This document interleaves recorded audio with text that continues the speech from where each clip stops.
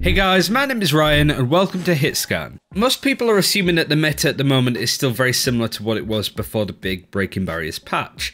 Well, there's actually quite a few compositions coming out that are in fact very strong, and one of them is this new composition that's come out that includes Wrecking Ball, Pharah, Hanzo, and a Mercy as well. This is the team comp that Yeatle and his team ran in the Breaking Barriers tournament. They came second in NA, losing to very good contenders players such as Asking. So we definitely have like a Clockwork Vendetta composition coming out again that's very strong. So we talk about that and also the rock, paper, scissors meta that's going on at the moment and how you could better use it for your own games. You can check all of Yeatle's details, God that's so hard to say, in the description below, but let's get started. What was the comp that you ran? Because it was very much the same thing throughout, or did you have a couple of changes in there? But generally, what was the composition that you were playing that surprised a lot of people? So in the Breaking Barriers tournament, we ran this comp called OMS comp, which stands for Old Man Strength, that's the team name.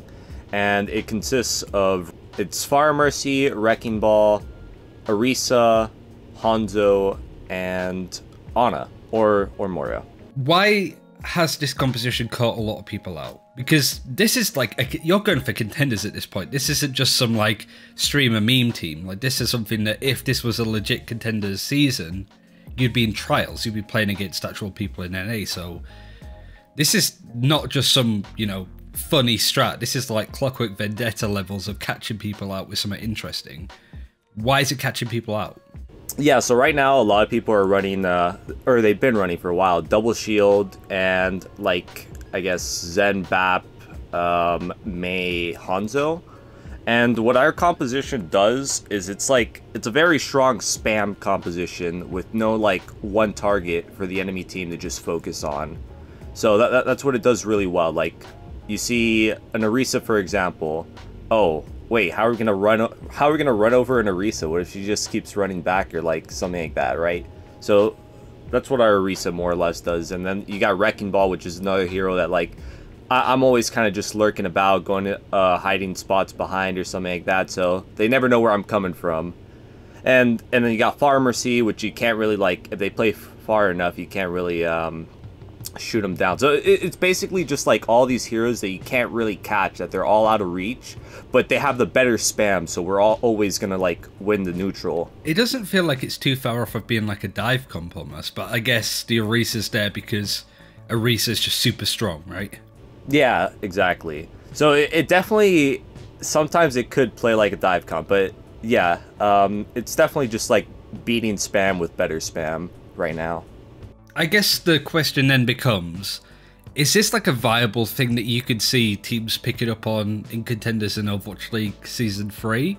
Or is this kind of like, you know, Clockwork Vendetta with their composition that caught a lot of people out? Is it sort of like only useful for you guys because you are all exceptional at those particular heroes? Or is this something that other players that are more flexible can pick up and use? I think it's a very good composition, and like if teams could pick it up, it would give them some value, but I think overall it just works for us better than it probably will for anyone else, because our players are very, very good at the heroes they play. Like Dimes, I don't think there's another Pharah that can take him in a 1v1. I haven't seen it yet. And I'm Yeatle, Wrecking Ball. It's pretty straightforward there. Everyone's just overall just very good at their roles, so I think that's a big part of why it works out. And I guess that's a good thing about your lineup that you ran with OMSs.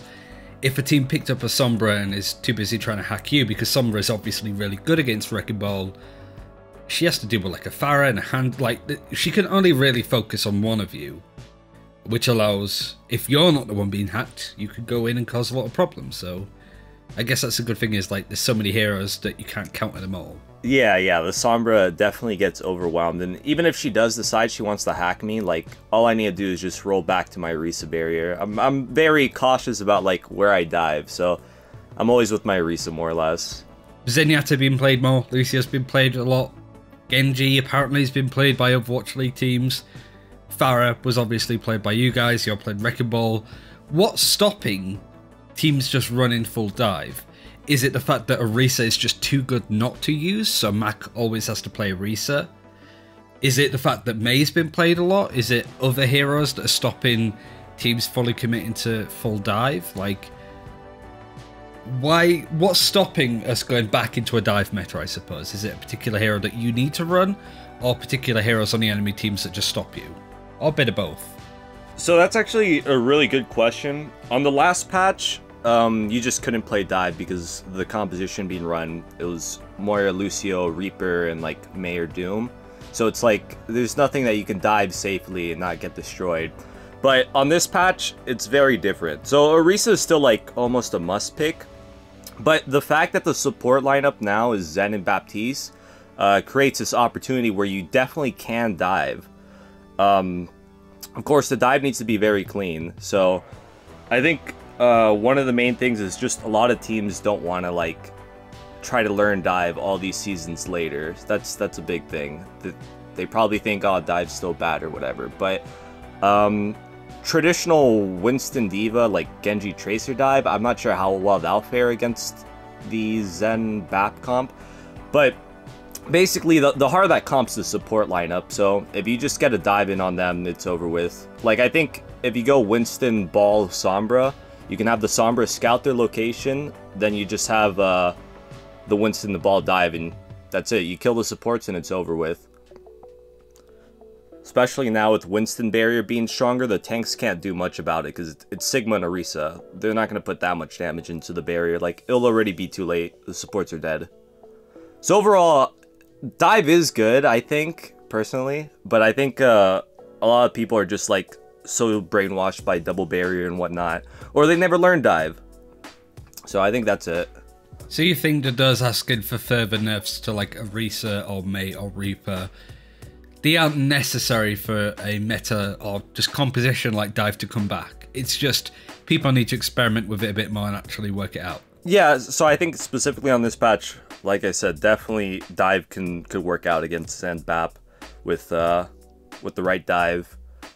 I personally also think Orisa's busted, but that aside, yeah, you could make dive work right now. So with you just saying that you expect people to just not really be interested in playing dive because they just want to focus on kind of like goats, right? Where it's just, we're going to focus on goats because that's good all of the time. We don't want to play any niche strategies.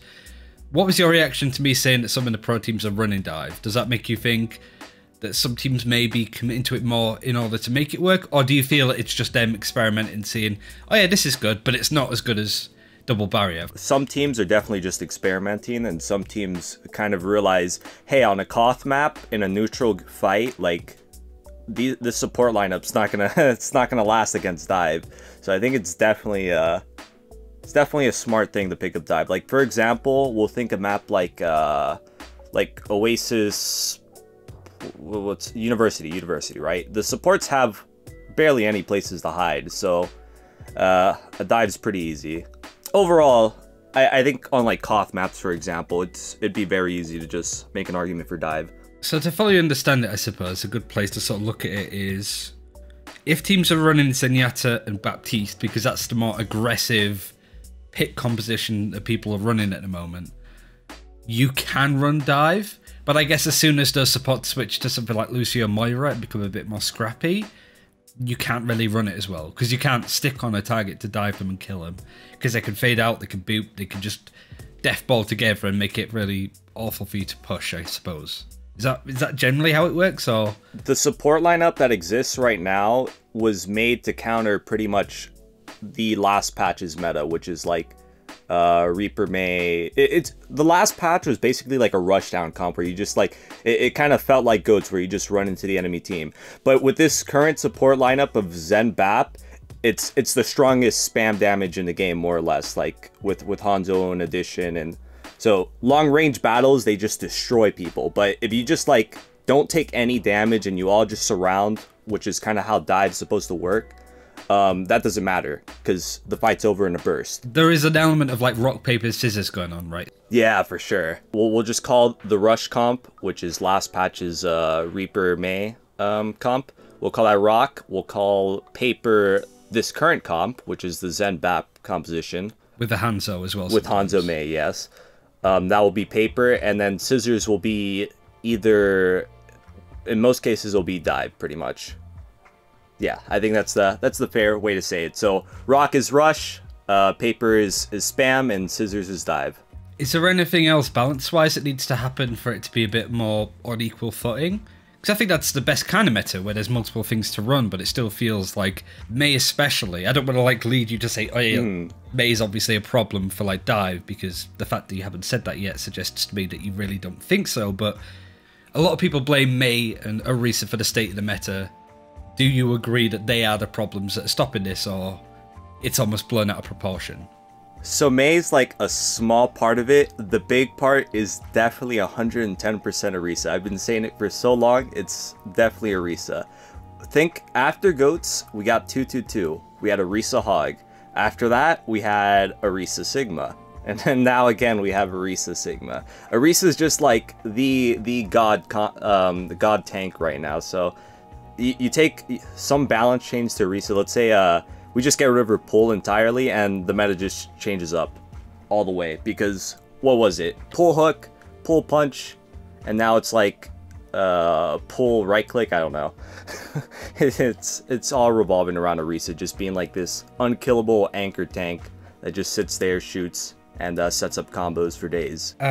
One thing I did want to ask is, after this patch, Sigma seems a little more unstable, like, excuse the pun. Orisa is obviously like the main tank, but you can run Orisa Sigma, you can run Orisa Reinhardt, which is another weird one. I'd love to get your opinion on that. But Orisa Wrecking Ball is also something that's been used. Obviously you guys used it as well. Is there any merit to that? Like, where would you want to use Orisa Wrecking Ball over Orisa Sigma, Orisa Reinhardt? Out of those 3 different tank combinations, where would you use them? So like the Orisa Reinhardt composition, that's very similar to last patch, where you just want to run over your opponent. You would run that on a map that's like very close quarters, and there's like a lot of line of sight where you don't get spammed down. So let's imagine that a team runs out the Zen Bap comp where they want to spam, they want to take long range fights.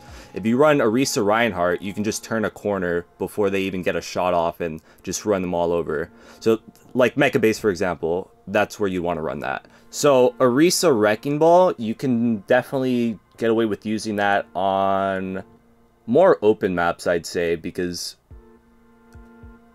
I mean, if you're running specifically the OMS comp, which is Hanzo and Pharah as well, it's easier to get the spam damage in, and there's like no one target for the enemy team to focus down or spam or run over or whatever. So like on more open maps, I'd say Orisa Wrecking Ball. You don't want to make it too close quarters, because if, let's say on Mecha Base again, we'll go back to that map. If the enemy team's running like Orisa Rein and you're running Orisa Wrecking Ball, they'll just run over your Orisa. Despite her being an invincible tank, like, it's very hard to get the spam damage in, or your Hanzo to take angles, or your Pharah. So yeah, they'll just run over our Orisa. Which is why you won't see me play Orisa Ball on that map. For me personally, I kind of get frustrated when people think that the meta is relatively the same now as it was before the patch. Because whilst some of the heroes are still popular because they're still very good, the game feels like it's changed dramatically in tempo and pacing, and now you have 2 main tanks playing together, like Orisa Sigma, well, Orisa Reinhardt, Orisa Wrecking Ball. It changes how main tanks and off tanks work, right? Yeah, everything's like changed a lot. Like last patch, the way you played Sigma was like a little bit different, or way different, because Doomfist was better. Like, Doomfist isn't that good anymore because now it just like burst one-shots from long range. But before, because Doomfist was around, you couldn't go on flanks or do anything wild on Sigma because you're just gonna get punched and uppercutted and dead from Doomfist. But now that Doomfist isn't good because of this support lineup, you can do a lot of flanking and off-angling, and there's no like DPS that's just gonna punish you. Like, it's Mei and Hanzo. They're not going to punish you. At least if you play your distance well. And that's it for this time. Thank you very much for watching. Again, do check out Yeatle. All of his stuff is in the description below, so do definitely give him a follow in that. Thanks for watching. Take care. We'll see you then.